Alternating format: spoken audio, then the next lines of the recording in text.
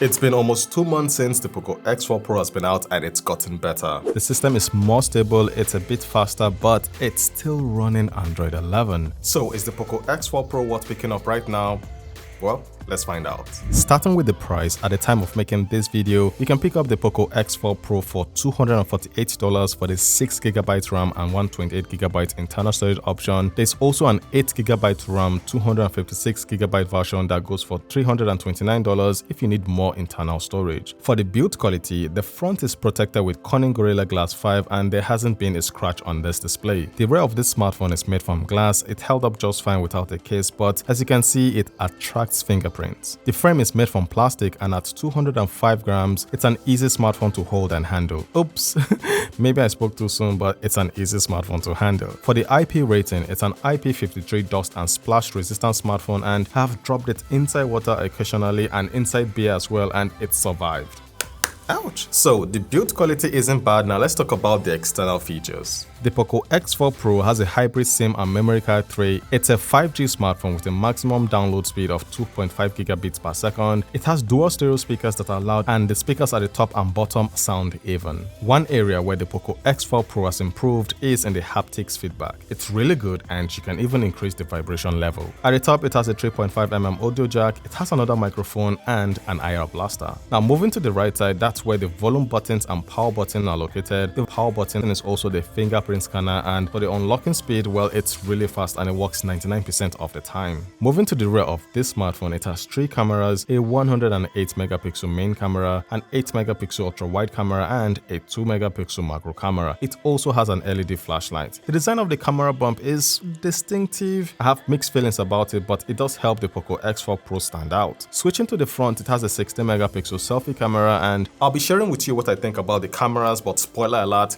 the front-facing camera is alright. For the display, the Poco X4 Pro 5G has a 6.67-inch AMOLED display with a resolution of 1080 by 2400 pixels. It's a fast display, it refreshes at 120 Hz, and it's also a very sensitive display as the touch sampling rate is 360 Hz. The display is bright and sometimes I feel it's too bright. It has a peak brightness of 120 nits and you're not going to have any issues using this smartphone outdoors under direct sunlight. On the downside, the display doesn't support HDR content, but that doesn't really matter, at least to me. What matters to me is the sharpness, the color it produces and how vivid and accurate the display looks, and the Poco X4 Pro 5G nails it. The display quality is right up there for a budget smartphone. The bezels are tiny, the hole punch camera doesn't interrupt your viewing experience, and rest assured you will enjoy using the display of this smartphone to consume media and to play games. For the performance, the Poco X4 Pro comes with a Snapdragon 695 processor, a 6nm processor. The processor offers high bandwidth, low latency connection, smooth gaming and pro-level photography. Running popular benchmark applications and starting with Antutu, the Poco X4 Pro 5G has a score of 383K, and that's a good score for a budget smartphone. Now moving to Geekbench, here are the results, and finally for 3D Mark, the Poco X4 Pro has a score of 1204, which isn't bad for a budget smartphone. For the GPU, the Poco X4 Pro 5G comes with the Adreno 619 GPU, and let's see how well it can handle games. Switching to PUBG, it ran the game at HD graphics and high frame rate. The gameplay was smooth and the smartphone didn't overheat or throttle. For a smoother gaming experience, you can always dial down the graphics to balance and increase the frame rate to ultra. Now moving on to Call of Duty, it played the game at very high graphics and very high frame rate. The gameplay was smooth and with no issues. Genshin Impact ran well on this smartphone. By default, it ran the game at low graphics. It played the game at around 26 to 30 FPS, which is okay for a budget smartphone. Now as a gaming device, the Poco X4 Pro 5G does alright. It isn't as capable as the Poco X3 Pro with the Snapdragon 860 chipset, but it's alright and it will play most games out there. One thing I noticed about the Poco X4 Pro is it doesn't get hot, partly because it has liquid cooling technology in it.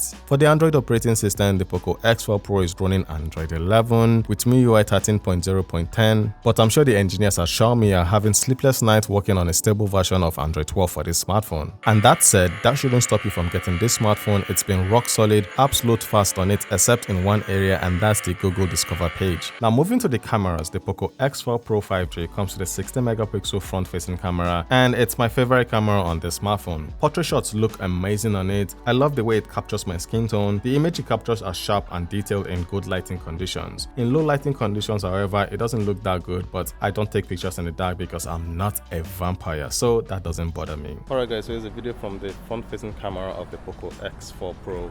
It's shooting in 1080p, 30 frames per second, no 4K on this camera, and it has a 16 megapixel front-facing camera. So what do you guys think about the video and audio quality coming out from the front-facing camera of the Poco X4 Pro?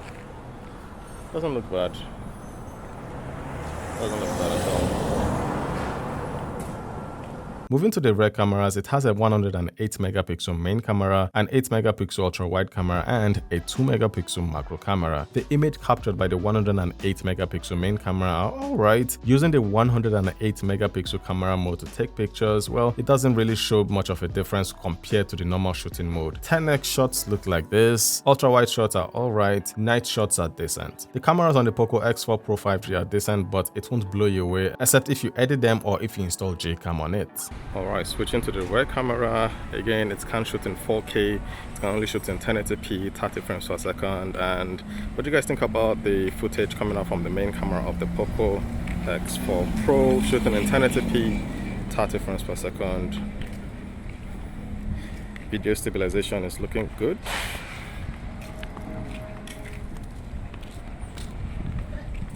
So let's see how stable the video stabilization is. It's not bad. It's not bad.